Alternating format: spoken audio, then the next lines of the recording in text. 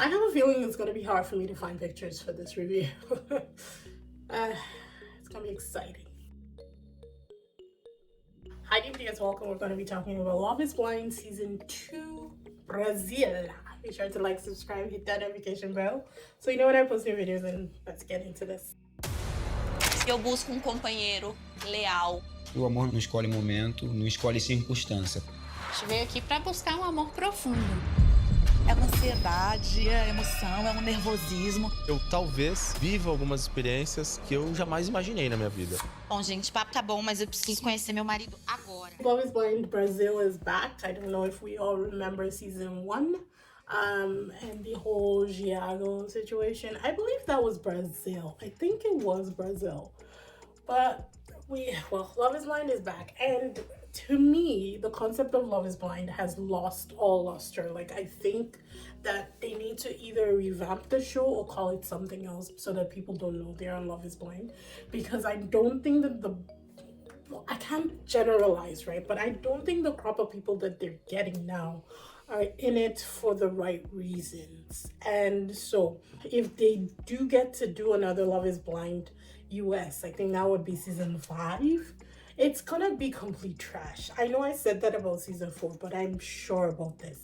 Now, this is only season 2 for Brazil, but again, people already know the concept. They know what they're doing here. So I don't know about the couple. So initially we had 6 couples, like, you know, propose to each other and accept their proposal, but one of them broke up with the girl right on sight. Like, you know, seeing her, he's like, I can't do this, you're too much of a woman for me. And personally, I think it was a weight issue, because she was a big girl, and she kind of already had insecurities about that, because I feel like it had happened multiple times to her. But I thought that it was terrible. So I'm talking about Amanda and Paulo. There was a love triangle happening between Paulo, Amanda, and Bruna was loca. Jesus Christ. She, excuse me. She was definitely trying to emotionally blackmail Paulo, talking about, oh, let's leave this place, let's just quit the show and go out. You're the person I'm supposed to be. You didn't choose me in old lives, choose me now. Like, seriously, loca, like crazy eyes giving me Bruna.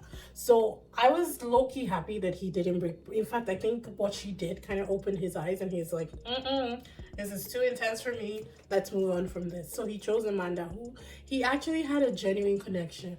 But she proposed to him. And people, let me know in the comment section, are you willing to let a woman propose to you? And ladies, are you willing to propose to your guy? Like, for me, there has to be a level of certainty for me to propose to a man. I don't need to. I'm married. Someone put a ring on it already, thank God. But when she was proposing, I was like, this will not work out. There's just something, I just knew it. I'd never proposed to a guy, because I always feel like that is something that I would like done to me. That is something where I want him to choose me first and me choose him. I don't know, I think maybe it's like a security thing, but I've had that mindset since I was like 13, because people ask me, oh, would you propose to a guy?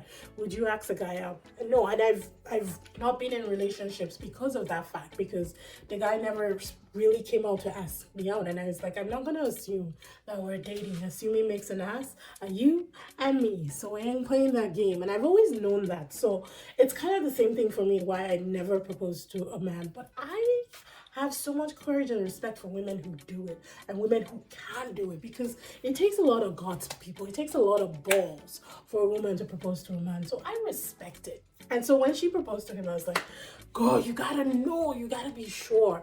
And I really did like how she handled it, because she's like, whatever he's going through, that's on him. I'm beautiful, I'm me, I know who I am, I don't need anybody to tell me who I am. And I totally respected that, and I love that for her. And I hope that she finds love, because I think she deserves it. But then we have Aliso and Tamara. Tamara was like hot cake. There were like 4 boys vying for Tamara, and initially I thought that she was a player, but it just turns out that she's just that person. She has that charisma, right, where people are drawn to her because she's so inviting. And that's what I figured out, because I honestly thought straight up, I was like, Tamara's playing these guys because everybody's hearing the same thing. And it was like, no, think about it. What she said to this guy and what she said to this guy is different. She was expressing how she felt, and I might be wrong, people, I don't know, but she ended up choosing Aliso, and that kiss, People, that kiss, my laptop went in flames. Like, it just burst out in flames from that kiss. It was so passionate. I was like, whoa, whoa, crazy. But it was great, because at first when the doors opened, I wasn't sure about their reactions to each other. I couldn't tell if they were happy, angry, impressed, but I think that kiss, it kind of sealed the deal for them. So good on them. Moving on to the Nia, Giago, Vanessa triangle. I mean, are we... And I don't want to generalize people. Don't think I'm coming for everybody whose name is Giago, but it looks like Giagos are a problem, because we had a problem with Giago in the first season, who was a chauvinistic prick. And now it looks like this Giago, not only unemployed deadbeat and a player, but he totally, like, really went full Barnett with these women. I really screwed up their minds. But again, he ended up choosing Vanessa, who I think made a wrong choice in sticking with Giago. I think she should have followed other relationships in the house. But he chose her. And the way Nia Antonia handled it, so much respect. That's something that I think comes with age, because she's 37, I believe. And she's very mature, like, knows what she wants. And initially she was heartbroken, but she figured it out. She's like, you know what, it is what it is. If it's meant to be, it's meant to be. It wasn't, so I let it go. And I love that perspective, and I love that she did that for herself. Flavia and Robert, they were giving me friend zone vibes, and I don't really see them going the distance, to be honest. But I really hope that they prove me wrong, because I want her to be happy. I think she deserves it. But I don't think he's in it all the way. Now, I might be totally wrong. We're just here speculating, right? So we just have to wait and see how that plays out. Veronica and William, who are the first out of the gate. I don't see this working out, people. I really wanted to. I think he's handsome. I think she's fantastic. I think if their ages were reversed, it would have been perfect. But I see her being the mother in this scenario, in their relationship, and it's gonna probably become like that.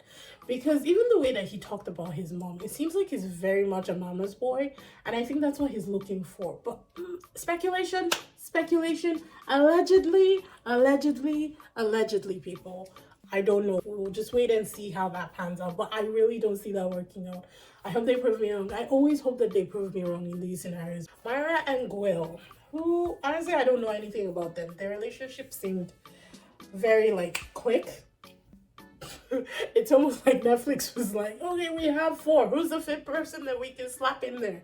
And that's what it felt like to me. So I guess now that they're on their honeymoon, and then the weeks after their honeymoon leading to the wedding, we'll probably know more about this couple. But for now, I don't really know anything about them. They seem okay, but I think there's still something very reserved about them as a couple, and until they get over that, I'm not really sure what's gonna happen. So we just gotta wait and see. I don't know that I will be doing weekly reviews on Love is Blind Brazil season 2, but I think I would definitely be reacting to the weddings and giving final thoughts when the series is over. Again, I think Netflix is going to release 4 episodes next week, and then another 2 the week after. I can't really remember. Wasn't that invested, but we'll see how it goes, people. Sure to like, subscribe, hit that notification bell so you know when I post new videos, and I'll see you in the next one. Bye!